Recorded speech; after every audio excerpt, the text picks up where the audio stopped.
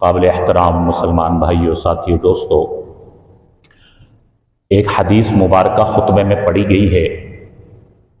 ارشاد فرمایا ہمارے نبی اکرم صلی اللہ علیہ وسلم نے، الکیس من دان نفسہ وعمل لما بعد الموت۔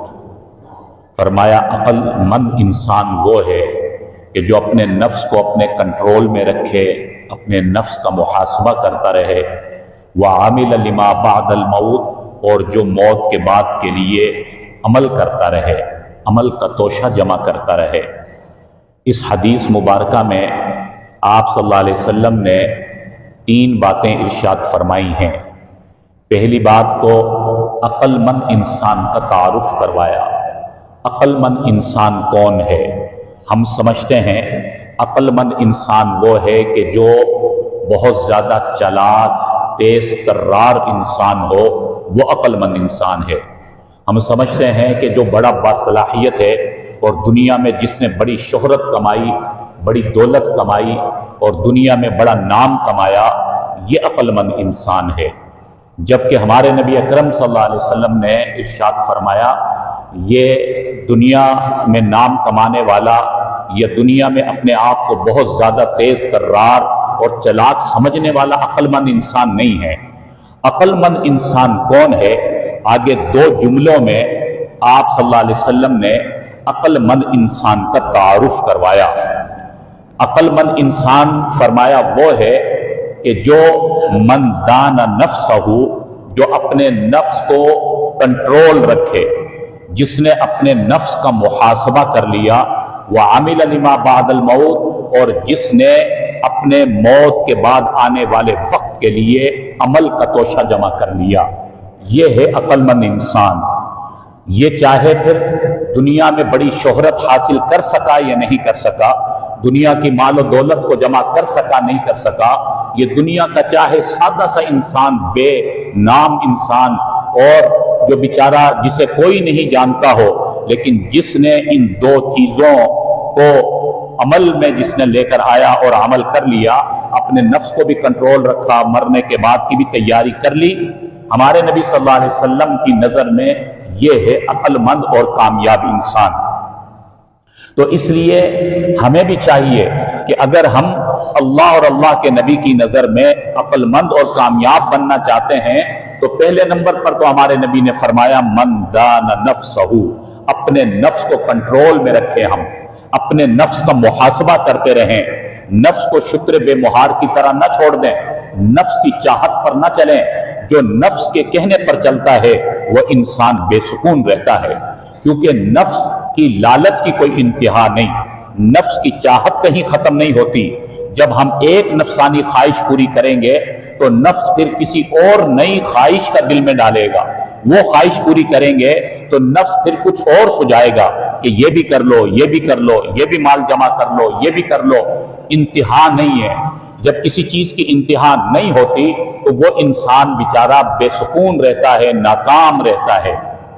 اس لیے قرآن و حدیث میں جا بجا نفس کے بارے میں بتایا گیا کہ صرف شیطان ہی ہمارا دشمن نہیں ہے، اس سے بڑا دشمن تو ہمارا نفس ہے جو ہمارے اندر موجود ہے۔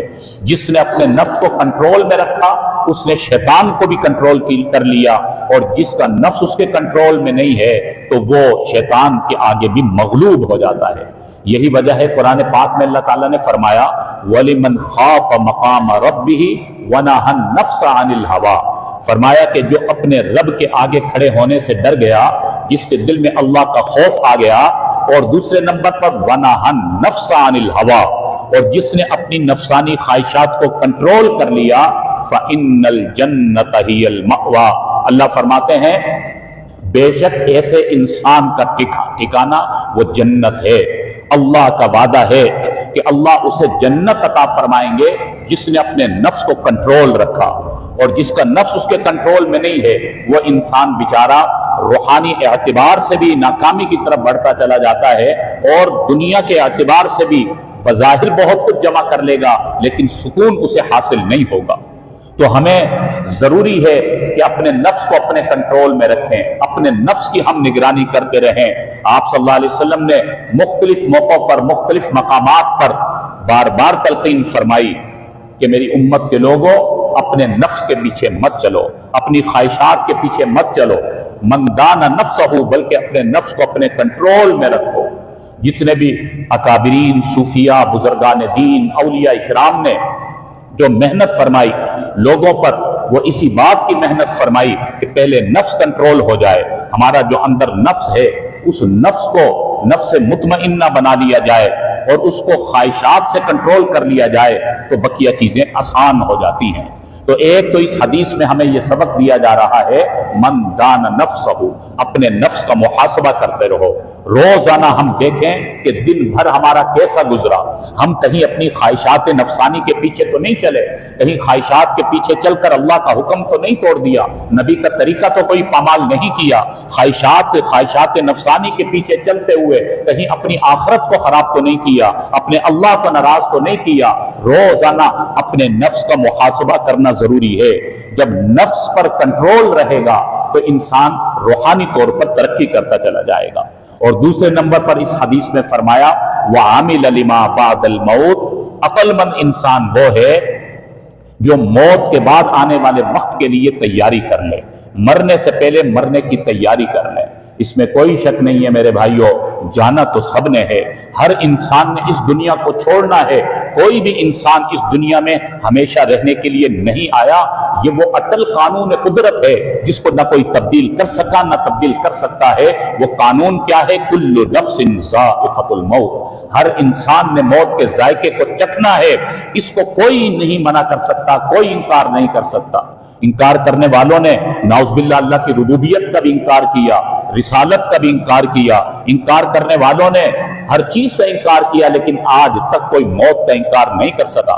वो मुसलमान हो या गैर मुस्लिम, काफिर क्यों ना हो, मौत हर एक को आकर रहनी ही है। जब मौत बरहक है और इसमें कोई दो राय नहीं, तो फिर अक्लमंदी का तकाजा यह है कि मरना है तो मरने की तैयारी कर लें, मरने के लिए ज़ाद राह जमा कर लें। और अल्लाह ने दुनिया में भेजा ही हमें इसीलिए है।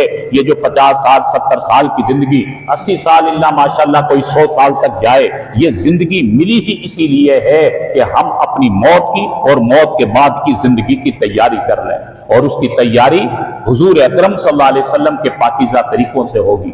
जब हम अपने नबी सल्लल्लाहु अलैहि वसल्लम की तालीमात, अपने नबी के तरीकों पर चलते रहेंगे तो इंशाअल्लाह हमारी दुनिया की जिंदगी भी बनेगी, मौत का सामान भी होगा और मरने के बाद के लिए भी हमारे लिए आसानी हो जाएगी। वआमिल लिमा बादल मौत, मरने के बाद एक एक चीज का हिसाब देना है। जब हमें कब्र में सुला दिया जाएगा उस वक्त पूछा जाएगा दुनिया की जिंदगी कहां पर गुजारी, क्या आमाल हैं। हदीस में आता है अगर अच्छे आमाल होंगे, अगर अलकय्यिसु मन दाना नफ्सहू, हदीस पर अमल करते हुए मरने के बाद की तैयारी की होगी, तो फरमाया कब्र में जाने के बाद हमारे अच्छे आमाल हमारे मुहाफिज बन जाएंगे, हमारे पासबान बन जाएंगे, हमारे चौकीदार बन जाएंगे और ये अच्छे आमाल हमें तसल्ली देंगे। एक तरफ नमाज होगी, एक तरफ रोजा होगा, ऊपर की तरफ कुरान पाक होगा, एक तरफ ज़कात होगी, एक तरफ हमारे जिक्र व अज़कार होंगे। जो भी हमने अच्छे अमल किए हैं, रिवायत में आया कि वो चारों तरफ उस मैयत के ये अच्छे अमाल फैल जाएंगे। और जब हिसाब किताब लेने वाले वो फरिश्ते आएंगे कि जो बड़े रौब वाले फरिश्ते हैं, उनका जलाल बहुत ज्यादा है। इंसान तो बेचारा वैसे भी कब्र में अकेला तन्हे तन्हा, कोई पूछने वाला नहीं, कोई मददगार नहीं, कोई गमगुसार नहीं, कोई तसल्ली देने वाला नहीं। ऐसे तन्हाई के घर में, कब्र के सन्नाटे में और कब्र के उस पाताल में वो मुनकर नकीर, वो हिसाब किताब करने वाले फरिश्ते अपने रोब व जलाल के साथ जब आगे बढ़ते हैं तो मैयत कब कपा जाती है, इंसान कांप जाता है। लेकिन फरमाया अगर उस इंसान ने दुनिया में अच्छे आमाल किए होते हैं, वह आमिल लिमा बादल मौत पर अमल करते हुए अच्छा अपने लिए ज़ाद राह जमा किया होता है, अच्छे आमाल उसके पास होते हैं, तो वो फरिश्तों का रौब व जलाल उसे परेशान नहीं कर सकता। फरमाया कि जब वो फरिश्ते आगे बढ़ते हैं अपने रौब और जलाल के साथ, تو دائیں طرف سے نماز کھڑی ہو جاتی ہے اور ان فرشتوں سے کہتی ہے خبردار تمہیں سختی کرنے کی اجازت نہیں، میں نماز ہوں، اس نے دنیا میں میری حفاظت کی، آج میں اس کی حفاظت کروں گی۔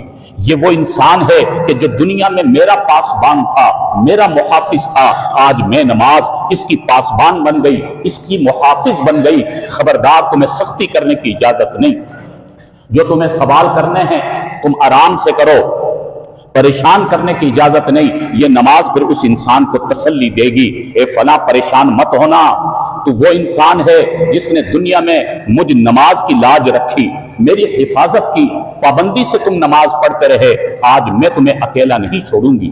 روایت میں آتا ہے وہ فرشتے بائیں طرف سے آنے کی کوشش کریں گے کہ اس طرف سے آ کر اس میت پر مسلط ہو جائیں اور اس سے حساب کتاب لیں۔ فرمایا کہ اس طرف سے روزہ کھڑا ہو جائے گا، وہ پاسبان اور محافظ بن کر کہے گا خبردار سختی کرنے کی اجازت نہیں، میت کو تسلی دے گا تم آج اکیلے نہیں ہو، میں روزہ ہوں، تم نے دنیا میں مجھے اکیلا نہیں چھوڑا، میری حفاظت کی، آج قبر میں تیری حفاظت کروں گا۔ فرمایا کہ وہ اوپر کی طرف سے آنے کی کوشش کریں گے، اللہ کا قرآن پاسبان بن جائے گا، اللہ کا قرآن محافظ بن جائے گا اور کہے گا خبردار سختی نہ کرنا، میت کو تسلیاں دے گا، مجھے پہچان میں قرآن ہوں جس کی تو تلاوت کیا کرتا تھا، جس سے تو محبت کیا کرتا تھا، جس کی تلاوت تیرے گھر میں ہوتی تھی اور تو مجھ سے محبت کرنے والا تھا، آج میں تجھ سے محبت کروں گا، تیرا محافظ بن جاؤں گا۔ فرمایا اس طرح جب پیر کی طرف سے وہ فرشتے آنے کی کوشش کریں گے تو وہاں سے زکوٰۃ اور ہمارے صدقات جو اللہ کے راستے میں ہم نے اپنا مال لگایا، فرمایا کہ وہ کھڑے ہو کر وہ اسی طرح محافظ بن جائیں گے۔ پھر وہ سر کی طرف سے آنے کی کوشش کریں گے، وہاں پر اللہ کا ذکر کھڑا ہو جائے گا، درود پاک کھڑا ہو جائے گا، یہ جو ہم اللہ اللہ کی تسبیح کرتے ہیں، ذکر و اذکار کرتے ہیں، فرمایا یہ بھی قبر کے اس سناٹے میں، تنہائی کے گھر میں ہمارا محافظ، یہ ذکر ہمارا محافظ بن جائے گا، یہ درود پاک کا پڑھنا ہمارے لیے حفاظت کے ضامن بن جائیں گے۔ تو معلوم کیا ہوا، وَعَمِلَ لِمَا بَعْدَ الْمَوْتِ، مرنے کے بعد کے لیے جو آج ہم اعمال کر رہے ہیں، یہی اعمال وہاں پر کام آئیں گے۔ نہ دنیا کا مال و دولت کام آئے گا، نہ دنیا کے منصب اور عہدے کام آئیں گے، نہ دنیا کی یہ گاڑیاں اور بنگلے اور یہ دنیا کے عارضی سامان کام آئیں گے، وہاں ہمارا اچھا عمل کام آئے گا۔ تو عرض کرنے کا مقصد یہ ہے کہ آپ صلی اللہ علیہ وسلم نے اس حدیث مبارکہ میں مختصر ایک لائن کی بلکہ آدھی لائن کی حدیث میں ہمیں پوری زندگی کا مقصد اور زندگی کے بعد آنے والی زندگی کی کامیابی کا طریقہ بھی بتا دیا۔ الکیس من دان نفسہ وعمل لما بعد الموت، تین جملوں کی یہ حدیث مبارکہ یاد کر لیں۔ فرمایا عقل مند انسان وہ ہے من دان نفسہ، جس نے اپنے نفس کو کنٹرول رکھا، جو اپنے نفس کا محاسبہ کرتا رہا، وعمل لما بعد الموت، اور جو مرنے کے بعد کے لیے اعمال جمع کرتا رہا، اچھے اعمال کے ساتھ زندگی گزارتا رہا۔ تو اس حدیث پر ہمیں عمل کرنا ہے، اسی میں ہماری کامیابی ہے۔ اللہ تعالی ہم سب کو عمل کی توفیق نصیب فرمائے۔ وآخر دعوانا ان الحمد للہ رب العالمین۔